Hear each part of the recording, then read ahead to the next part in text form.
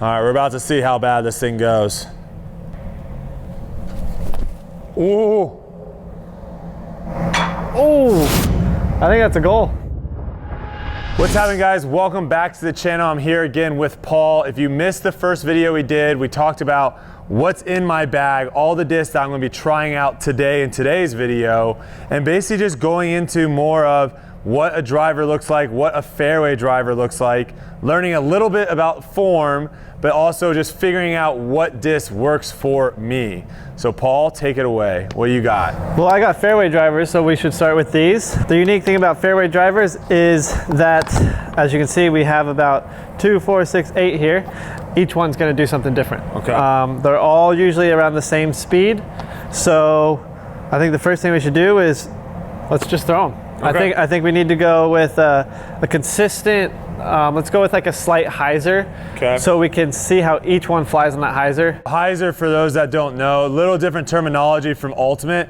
It's basically that inside out throw. So what we would say, like the outside of the disc is kind of pointing down versus more of a flat throw. Correct. Yep. Yeah. And then I think just the natural, each one of these discs, like I said, it's going to perform a little different, but yeah, we can, if we get that consistent hyzer on each shot, they'll tend to flip up and want to glide and fly, okay, a little bit different. So we can kind of see what you like, which ones we can focus on more. Yep. And just, yeah, let's go from there. Yeah, and the crazy thing with these things, guys, is really every disc does feel a little different in your hand. They all have a little bit, like this one I'm rocking right now, I don't know if you can tell on camera, but it's got that dome, kind of, that's what we call like a dome, versus this one, right, where it's more flat. It's a little sharper on the edge, a little flatter. So there's a lot of things that's too just comfort. Correct. Right? Like yes, what you feel confident in being able to throw. Exactly. So, like this heat right here. this one feels good, I'm not gonna lie. The Avenger SS, they fly the same but feel different. Feel it?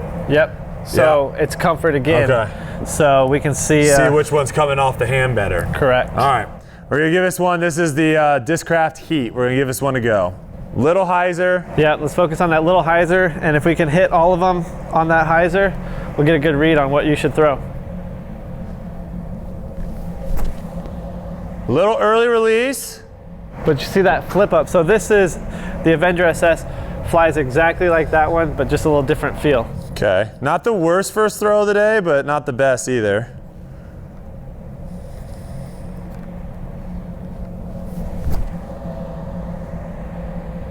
I like that little flip up though.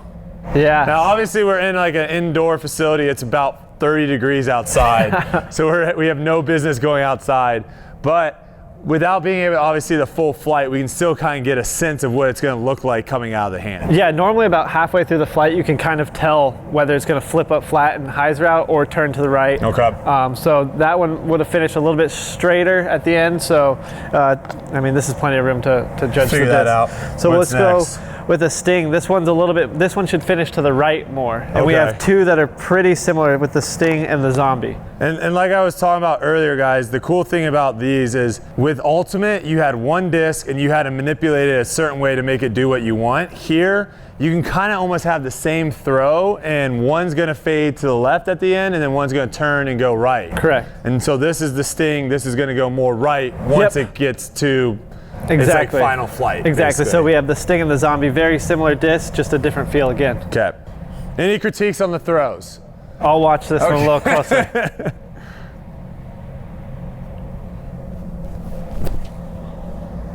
But yeah, you can see that turn to the right there. Yeah, that has a hard turn to it more. Yeah, so that one, am I throwing that like more hyzer to start so that way it takes longer to flip up?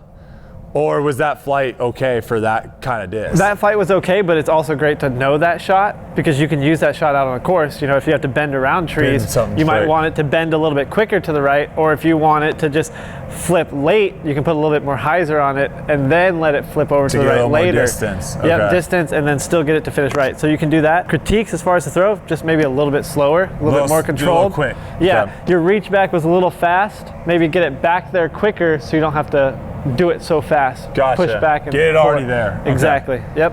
And this should be very similar to that Sting.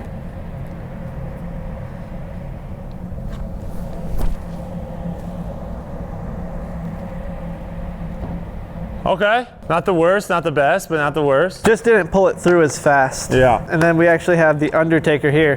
This one you can actually throw really hard for a fairway driver. Okay. You can almost throw it like it's a distance driver. You can get the distance driver distance with a fairway driver control here. Okay, so you want me to rip this one a little bit more? Yeah, rip this one. This one should be really straight.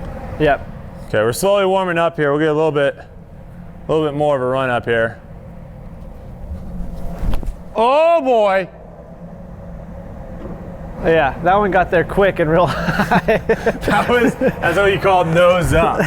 Yeah. A little bit of nose up there. Okay, I think that was like a misread. We can't take that much from that. No, I guess this plate's a little too small for Unleash some. But these are actually both stalkers right here. So you can see the difference in plastics. We got crystal plastic here, and we got Z-line plastic here.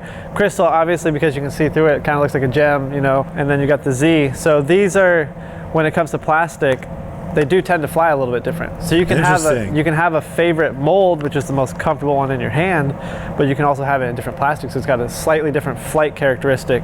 And even just the feel, like the texture this as well. This one is like smooth, kind of glossy a little bit, and this one's got a little bit of a grain kind of feel to it. Yep. Interesting. Correct. Right. So they will fly slightly different, but same mold. So again, with that little bit of hyzer on your shot, let's see if you can put it next to that basket. Oh, so soft, just gentle.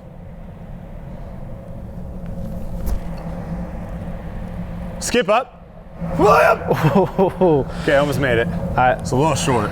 Let's see this one. This is a Paige Pierce, old school. Yeah, back when she was she won her first world title in 2011. World champ. So she just got put back on the team, and they ran these for a little fundraiser. That was a good throw, right? Yeah, very smooth. Decent, just hit smooth. that hyzer. Right. Yep.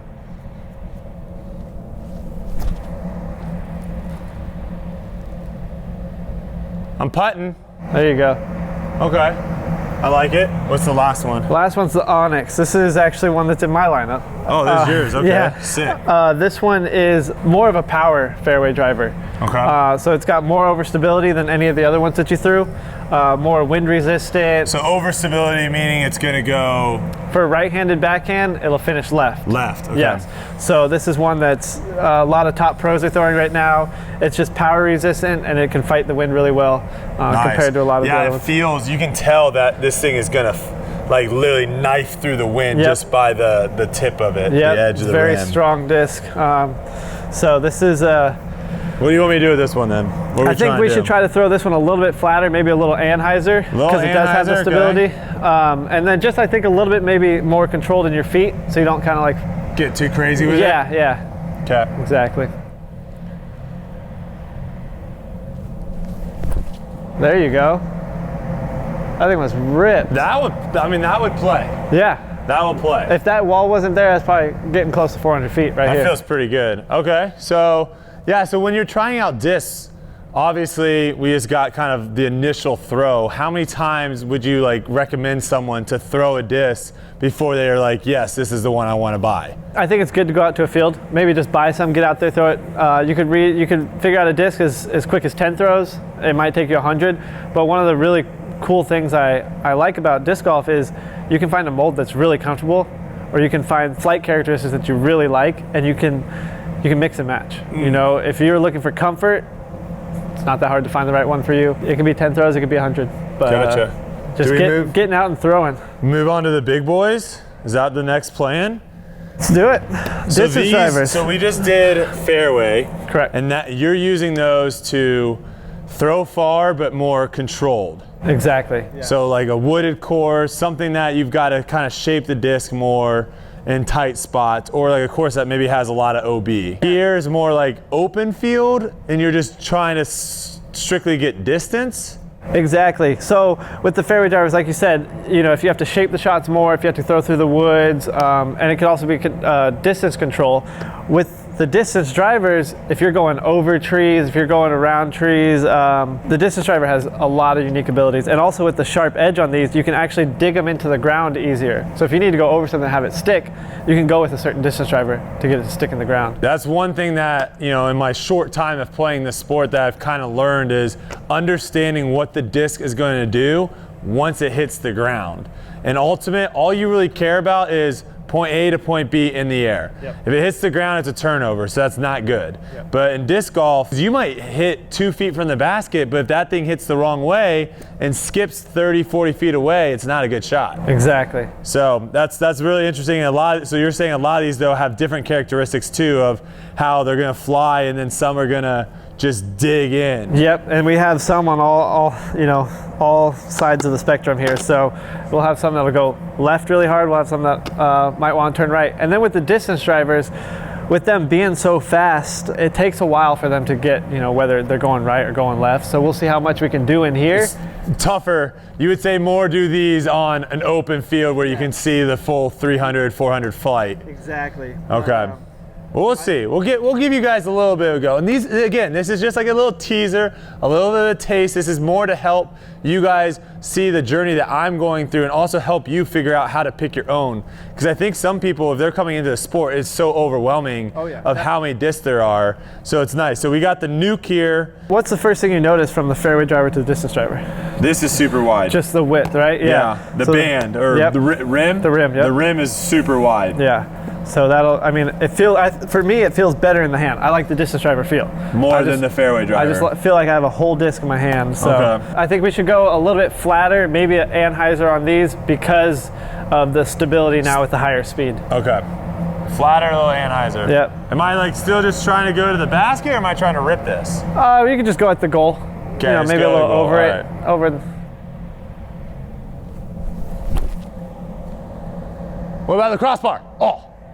Right through the net. So that was a nuke. That's more on the overstable side. Yeah, that seemed like it wanted to get over there quick. Yes, so let's go with something a little bit on the other side. We'll go with Thrasher. Okay. So this is the most understable one you have. So this one should go a little bit more right. So this one I could throw on that Anheuser and it will hold that Anheuser way longer before flipping. Correct. Well, that's not, is that flipping or is that? So going to the right, Anheuser would be flipping. If it's going to the right, it'll flip and then it'll hyzer out. Okay. All right, Hannah's all the way down there, so I'm gonna try not to hit her. Just paying attention though, which is good. Yeah, you can see it just taking off right. Oh yeah. See, that's so dirty. Yeah, same. You threw it on the same line as that nuke, and that one went right, and this one went left. And these are brand new, so you're getting the read off of them right out of the box. That's the crazy thing, because in my head, like when a lot of people, they think of disc golf, they're like, oh, I only need a couple discs. It's like, instead of you trying to manipulate the disc, it's way better if you have the same motion all the time and just change the disc. I threw the same exact, or at least, it's probably a little bit different, but for me it felt basically the same. Yeah. One had a nice little turn right, one had a nice turn left. Yeah. So depending on what shot you need, if there's trees, if there's trouble, whatever, you just change discs. Yeah. You have one of each and you change discs, you throw the same way. Exactly, there's so many different variables in disc golf. You can change the angle that you're throwing at to manipulate the disc, or you can just throw the same angle and just have a bunch of different discs. Yeah, so. It's wild. Yep, so let's go now to the exact opposite end. So this one's gonna be the most overstable one here in the bunch. Okay, this is going way left. This one's going left. So I need if I want to try to make this flat, it needs to come out. Throw it on the same you just did with the Thrasher, so you can see the difference between, it almost feels like a Thrasher too. Like the difference isn't it feels very similar. Yeah, not too different in the hand, but the flight is the big difference. Woo, that's gonna miss left maybe. Oh, jeez. But yeah, it comes out quick left. Yeah, so the machete is in my eyes, it's just built for wind. If you need something to go left, or if you need to fight, Kansas winds or Oklahoma wind, just machete, cut through it. Exactly. So when the wind variables come in, you might change your whole bag. Oh, really? You would do that? Sometimes you have to. Yeah, because the wind is so strong. You're throwing these in the air, the wind can do whatever it wants. But if you have a disc like that can fight anything, just fighting through it, you know what it's going to do. Dang. It's very similar to ball golf, where sometimes it's, yes, your form's bad, you need to work on your form, but other times it's, no, the equipment in your hand is wrong. If you're telling me right now, if I have a disc that I'm throwing perfectly, but it's into the wind, and then there's another disc that's gonna perform way better, I need to get that other disc in my bag, so that way I'm not, just trying to overdo it and keep figuring out, like, why is it not working? Exactly. When in fact it's the disc. Yeah. To get started in disc golf, you only need like 3 discs. Yeah. But if you want to start progressing in disc golf, that's when you need more. Yep. Yeah. Okay. So, all right, Crank. This one I think is one you'll really like. This is Crank. This is one that's pretty popular. Okay. I mean, first off, it's pretty. Yeah, this is a sick looking one too. But this is one that if you get that slight anhyzer on it, it's probably faster than any other disc here. This will go. Yeah. All right, we're about to see how bad this thing goes.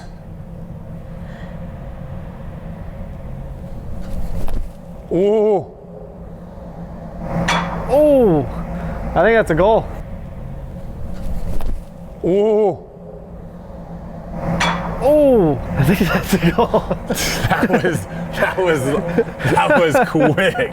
Okay, I like the crank. All right, the crank's nice. The crank SS. So this is basically built off the same mold as the crank, but with the SS, it's more of an understable version. Okay, so when something is overstable, it's going to go left. For right-handed backhand left. So you can throw this on that anhyzer and it's going to stay straight. Yep. It's going to try fighting. If you throw this one flat, this one should stay straight and tail a little bit to the right. Oh, this is going right. Yes. Oh. SS is super straight or want to go a little bit right. Yeah. Okay, so I'm going to throw this more on a flat versus a hyzer. If you throw it on the same as that crank you just threw, it should tail a little bit more to the right. To the right. Yep. Okay. How was the form on that throw? Decent? Good, yeah. Okay. I mean, you hit the pole square. Oh, yeah. Okay, so in my mind right now, those are, I don't think I've ever thrown those that go that way. That's why it's kind of freaky. Oh, you haven't had any understable enough? I don't think so. That makes sense. I mean, you're just getting into it. Have to throw those flat or a little hyzer? So if you throw them a little bit hyzer, so like the Thrasher, for example, the Crank SS, if you throw them a little bit hyzer, what you'll get is you'll get it to start out this way, it'll get up to flat, and it'll kind of tail to the right, and then depending on how much hyzer you put on it, you can get it to come back to the left. So you can maximize your distance. Mass distance that way, holy Or cow. you can almost throw it big anhyzer and just have it keep going right if you need to go around something. Yep. Okay. And once you really get into them, you start throwing rollers, you can do all these fancy stuff. With those guys? Yep. Okay. Two more. Let's go with the Zeus. This is a newer driver. This one's a 6 stamp too. I like that. I learned something today, guys. So you've got the plastic, which is the color here is like the green, right? Then you got the stamp, which is the actual like design, and then you got the foil, which is the actual coloring of the stamp. So you could have the same plastic color with a bunch of different foils, or you could have the same foil with a bunch of different plastics. Yep. So there's a lot of options. Yep. It's kind of crazy. Yeah. So you got the flag foil there. You got kind of a sparkle something. You got some hidden ones. Ghost. God, you get all sorts of stuff. That's the word I was looking for. Ghost. Get deep. So this one is similar to the Crank. It's a touch slower, a little bit more controllable, but very similar to the Crank, and it's known for its glide. So. I did like the Crank. Yeah. Known for the glide. Yep. And this is one of yours, huh? This is another one. Yep. All right, I'll try to do you well here. Oh yeah.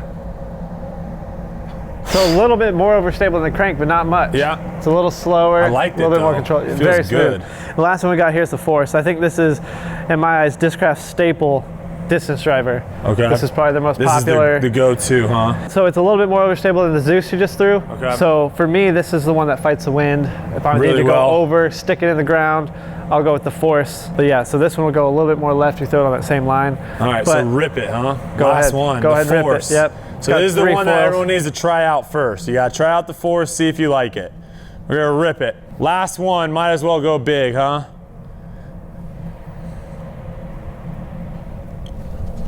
Ooh.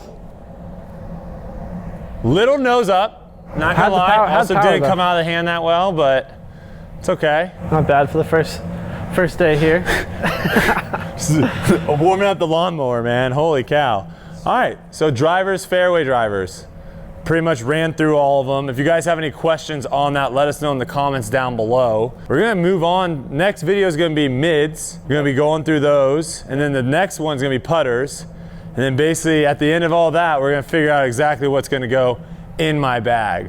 Correct. You got anything else though? Like any quick little tips for people? I think starting understable. If you want to start buying discs, starting understable would probably be the key. I think that's how you'll maximize your distance right off the bat, and you can always go up from there. I think understable is really gonna help someone's form. Awesome, I love it. All right. We'll see you guys in the next one. Make sure you like, subscribe, leave a comment down below. And until then, man, keep slinging those discs. I gotta go get all those now.